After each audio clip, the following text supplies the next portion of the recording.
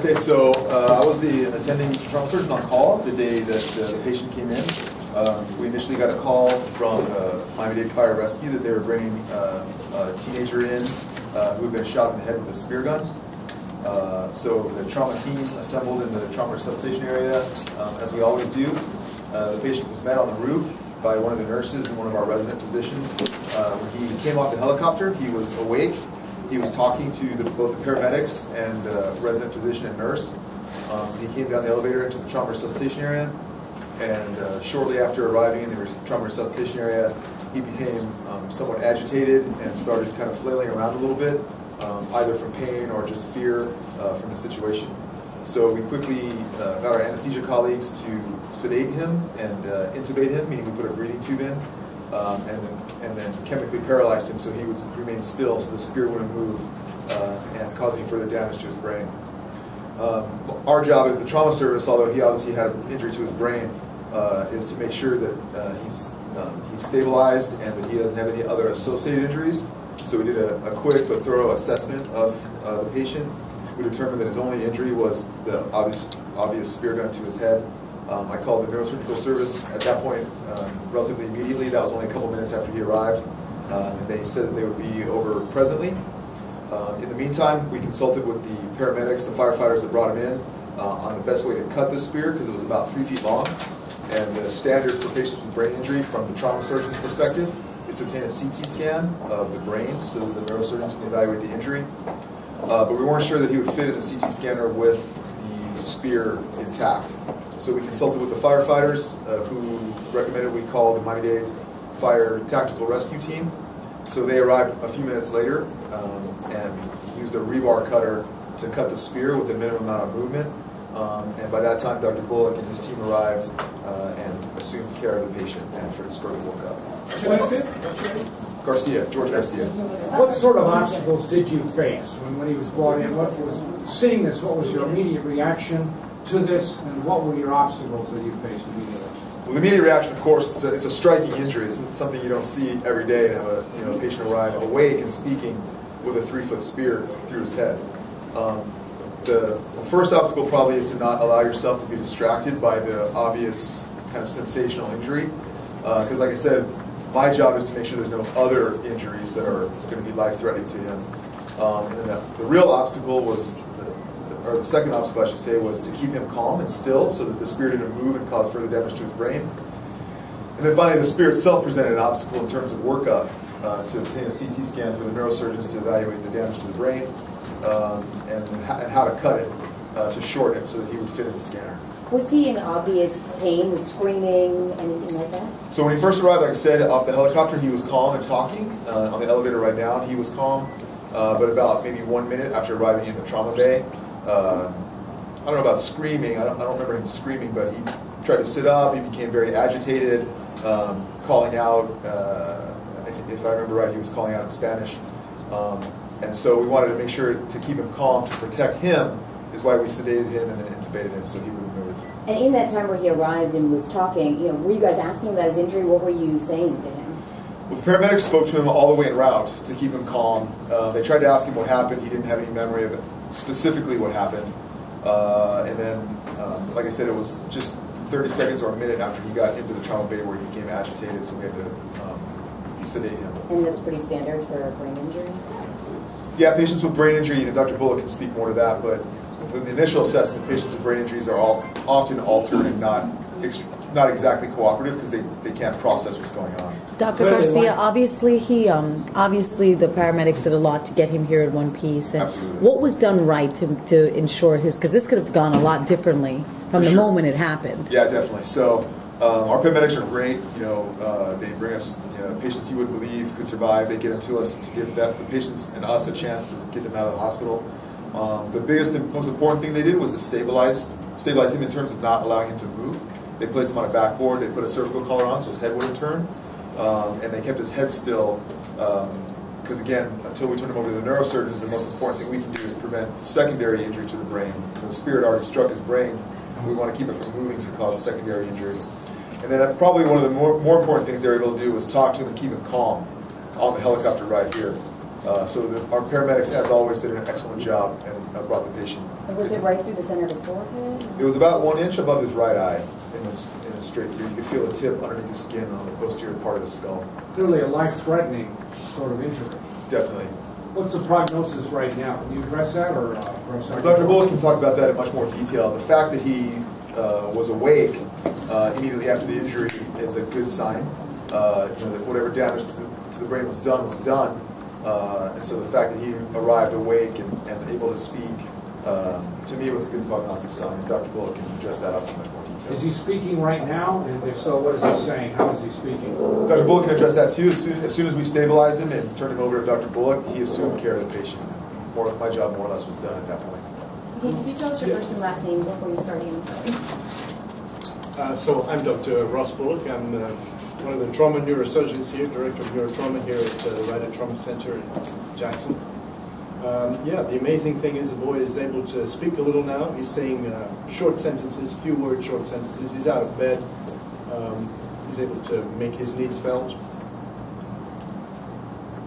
So the extraordinary thing about this case, it's very easy when you receive a kind of a striking injury like this to be panicked into doing something rash, to doing something like, for example, trying to pull the spear up.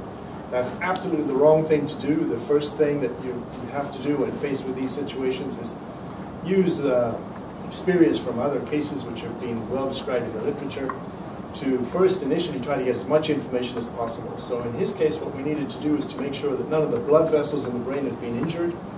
So to do that, we had to do an angiogram test. We were able to get that immediately. We would get a team down to do that after the trauma team handed him over to neurosurgery. Next step was to interview the family, and we were able to find out that this spear, very high quality stainless steel spear, in fact had an unscrewable tip. So that it was possible for us to figure out a strategy during the operation to be able to unscrew the tip of the spear instead of having to get this whole spear dragged out through his brain. So those were important pieces of information for us.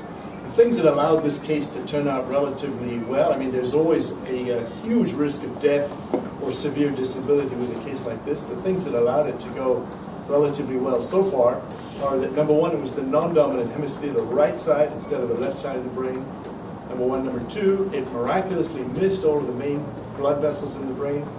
And number three, it missed the vital deep-seated structures in the brain like the thalamus, the brain stem, the basal ganglia. It missed those structures, and it kind of threaded its way through what we call the white matter tracts in the brain that connect the cortex to the subcortical structures.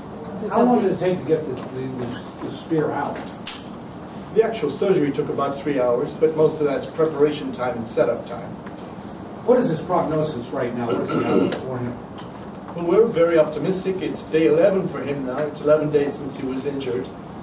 And as I said to you, he's sitting out of bed. He's leaving the ICU today.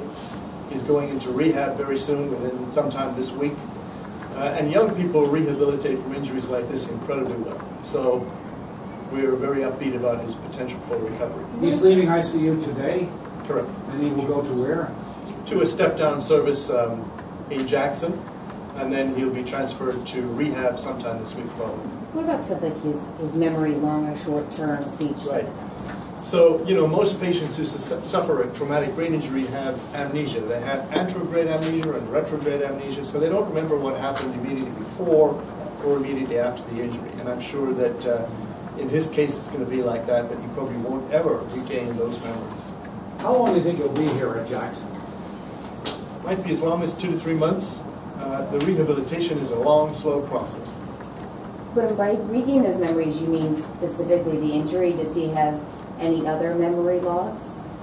This time it's too early to tell because he's unable to articulate long, complex sentences.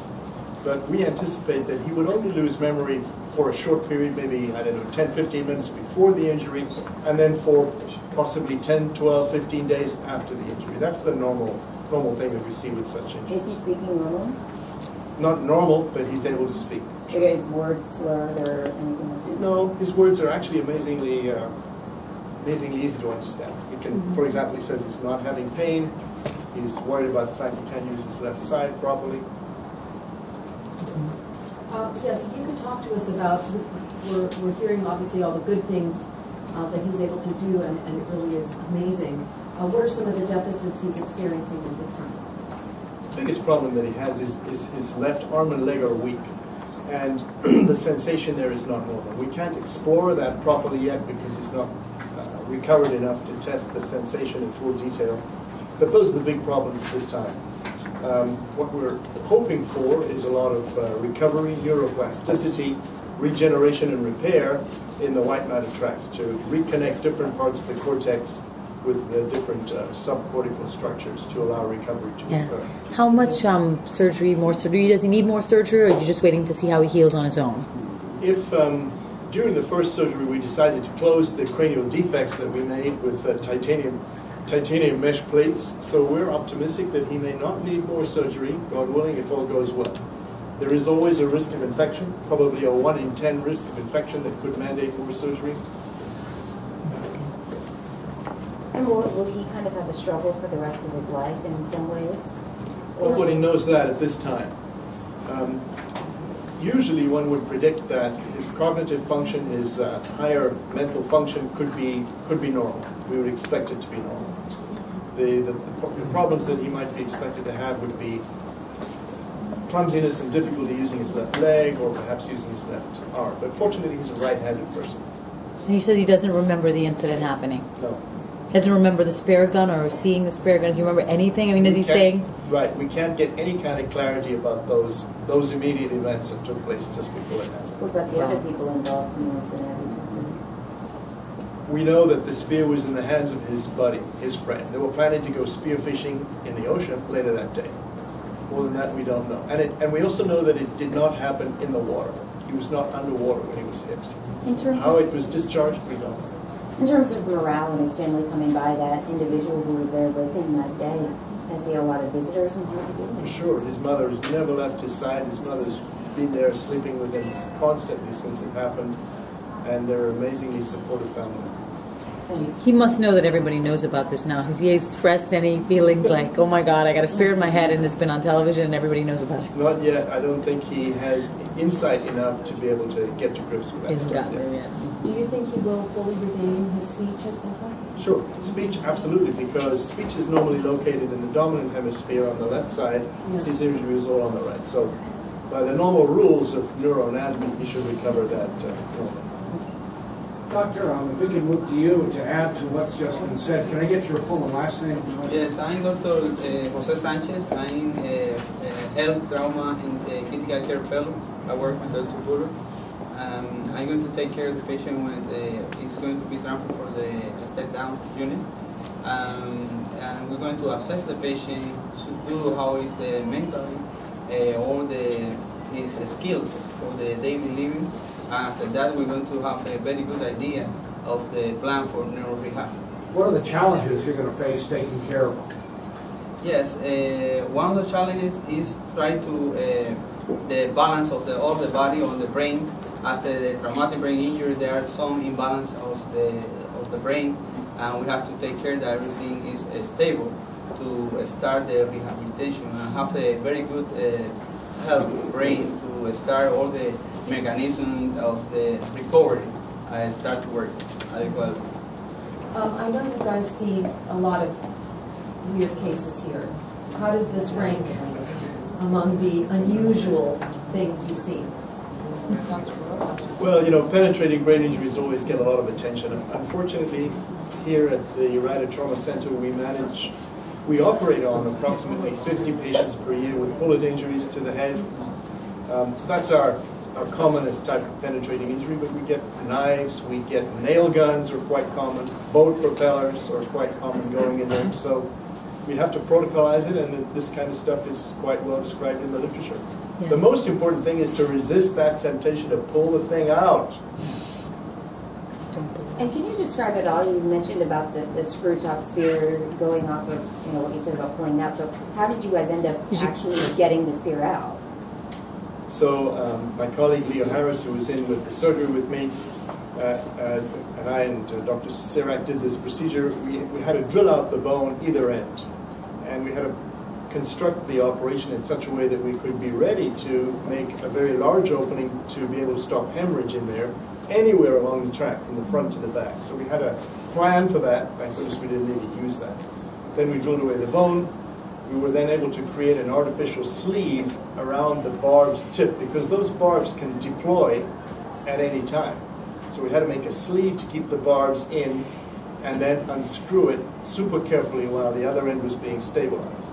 We had to do that while watching for hemorrhage all the way along, at both ends. Then once the thing was unscrewed, we were able to withdraw both ends, the shaft from the front and the point from the back. And then, thank goodness, there was no further hemorrhage. We obtained another CAT scan, as one is required to do after this type of surgery, and there was no further bleeding. So did he have an entrance and an exit wound? Correct. From the initial injury, not from you guys? Did he lose consciousness at all when he was first hit? Do you know? The report was yes. He woke up. The version we got was that he woke up with a spear in his head, and that's what he remembers. That's what we were told. You were told. Yeah, okay. I mean, I don't know where that came from, but right. We were told that both boys woke up and he had a spear in his head. So other than that, we don't know. Okay. Interesting. ¿Podríamos hablar en español ahora un momentito, por favor? Para los medios en español. ¿Nos podrían dar un breve resumen desde el primer día, hace 11 días que el muchacho entró aquí, cómo llegó, en qué condiciones, lo que tuvieron que hacer ustedes para salvarle la vida y darle para control? Un momentito, por favor. Deja que se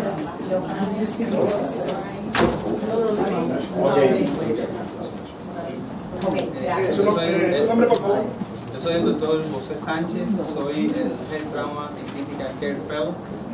Yo trabajo con el doctor Ross Fuller, el doctor acá en Trauma Valle Center.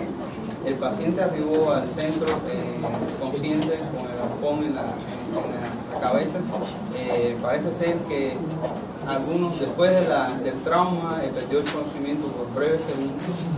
Al entrar aquí al centro, tuvimos que sedarlo y intubarlo porque llegó a estar agitado. Posteriormente hicimos un CT scan para evaluar la lesión del arpón en el cráneo y fuimos muy cuidadosos en ver el daño que había ocurrido. Fue importante valorar que estructuras importantes del cerebro, como el tálamo encefálico, el tallo cerebral y los ganglios basales no se fueron dañando. Otra cosa que valoramos fue que si habían ocurrido lesiones en los vasos arteriales importantes del cráneo. Por suerte en una angiografía descartamos que hubiera daño de estos vasos y entonces procedimos a la operación. El doctor Buller con su asistente, el doctor John Serrat y el Leo Harry hicieron el procedimiento, fueron capaces de desatornillar el arpón y extraer las dos mitades con mucha precaución de que hubiera un sangramiento dentro del cráneo. Después de esto, el paciente fue trasladado a la unidad de cuidados intensivos, una unidad de cuidados intensivos especializada en cuidado neurológico, que sigue una serie de guías internacionalmente reconocidas en la que se trata de proteger al cerebro.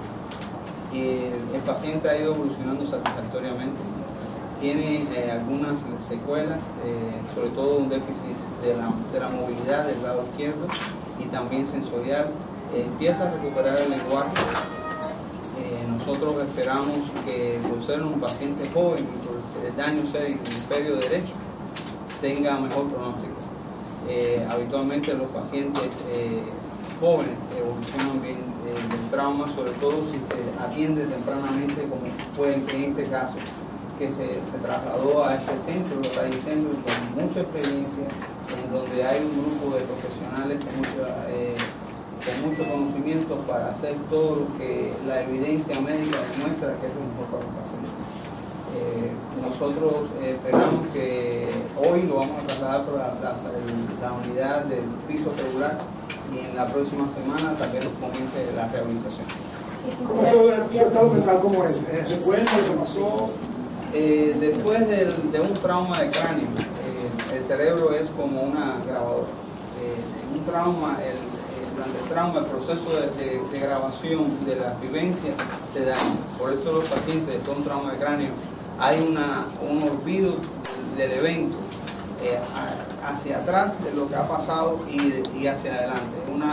Un trastorno de memoria que llamamos retrógrado y anterógrado.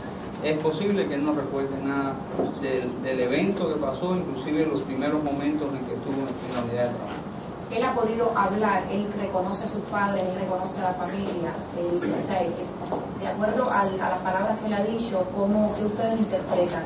Él está hablando ya, está diciendo palabras y es capaz de reconocer a las personas más allegadas. ¿Qué tipo de terapia van a seguir de rehabilitación? Habitualmente se hace terapia física para las habilidades de la vida diaria, por ejemplo, que el paciente sea capaz de transferirse de la cama. Primero que tenga un balance de su cuerpo, que sea capaz de sentarse, después que se transfiera de la cama al sillón de ruedas. Posteriormente vamos a ver que si puede caminar.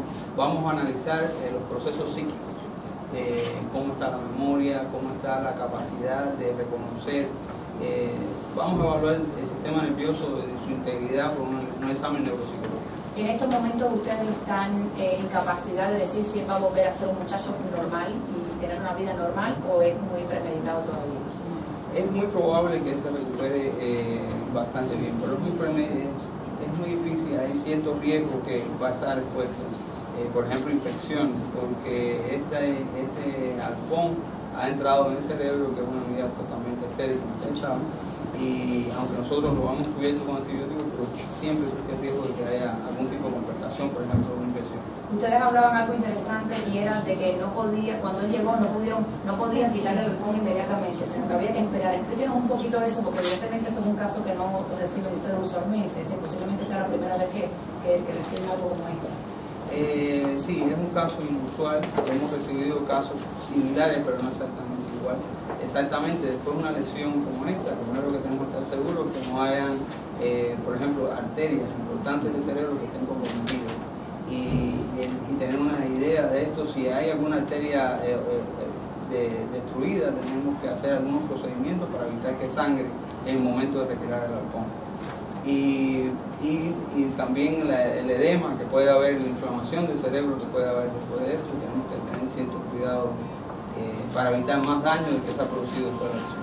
La operación demoró 3 horas, dijeron, y se demoraron más en el proceso de comenzar la operación. ¿Cuánto demoraron ustedes de que el paciente llegó aquí para preparar todo y ustedes sentirse en capacidad de que podían iniciar esta cirugía? Sí, siempre la operación toma tiempo porque hay que preparar todo lo que es la asexia y antisexia y todo para evitar más complicaciones al cerebro. Habitualmente toma alrededor de 45 minutos, 1 hora preparar al paciente y después también de concluir la operación. ¿Qué tipo de herramienta usaron para el Usamos el departamento de Miami-Dade de bomberos, nos facilitó un instrumento para cortar el arpón y también usamos un banco para fijarlo. ¿Fue muy difícil? Sí, fue difícil. Después durante el salón de operación de Topolo tuvieron que desatornillarlo para poder sacar las dos partes del carro. Es decir, ustedes no tenían la pieza que ustedes necesitaron, la herramienta, el utensilio, para... Explícanos un poquitito sobre eso porque es bien interesante la pregunta que le acaba de hacer. Sí, estos tipos de lesiones no pasan todos los días, por eso tuvimos que en esa situación tratar de solucionarlo y pedir ayuda al departamento de bomberos de Miami. ¿Qué le facilitó el departamento? Un momentito, por favor, perdone. ¿Qué facilitó el departamento de bomberos a ustedes? ¿Qué tuvieron que utilizar para extraer el arpón?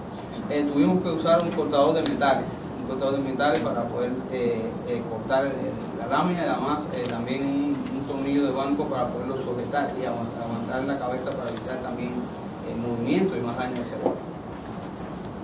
Algo más que ustedes consideren que es importante recalcar en esta operación que han tenido ustedes, que como usted dijo han tenido similares pero que nunca antes habían tenido esta situación. Hay que recalcar que este paciente después de este incidente, la lesión fue en el hemisferio derecho, que no es donde radican las funciones, por ejemplo, del lenguaje, de la comunicación. Esto le va a permitir al paciente tener una mejor recuperación. Este hemisferio, el hemisferio derecho, habitualmente en pacientes que son derechos, están encargados de ciertas funciones como es el reconocimiento de caras o de emociones. que tal vez estén afectadas, entonces tendríamos que valorarlo en la rehabilitación. Esto quiere decir que si hubiese sucedido en el hemisferio izquierdo, posiblemente el paciente quedaba como un vegetal. Es posible que ella tenga una lesión en el hemisferio derecho, va a tener compromiso, por ejemplo, de la posibilidad de hablar, de escribir, de leer, y esto va a dificultar la interacción con el médico. Pero si se hubiera pasado al revés, por ejemplo, si se hubiera pasado en el hemisferio izquierdo, que el paciente hubiera quedado quizás como un vegetal, no hubiera tenido esa misma posibilidad, porque usted, como veo que usted recalca el hecho de que sucedió en el hemisferio derecho. Sí, no necesariamente que quede como un vegetal, pero sí una discapacidad severa. Que hubiera sido severa. Porque los pacientes que quedan en estado vegetal no tienen ningún tipo de interacción. En este caso, si hubiera sido una lesión en el hemisferio izquierdo, iba a tener cierta interacción posiblemente con el mundo, pero dificultades para comunicarse. Doctor, una última pregunta. Sabemos que aquí en el Hospital Jackson está lo mejor en medicina, ¿no? En especialistas. ¿Qué han aprendido ustedes de esta cirugía y de este caso? Hemos aprendido que es importante trabajar en grupo, tener los paramédicos que traigan, tener un rápido tratado de los pacientes de nuestra unidad. Y tener profesionales que sean capaces de evaluar todas las condiciones del paciente y tener cirujanos de gran experiencia como es el doctor Cruz y los demás grupos que tenemos acá en trauma para poder evitar más daño al cerebro después de las lesiones. Muchas gracias.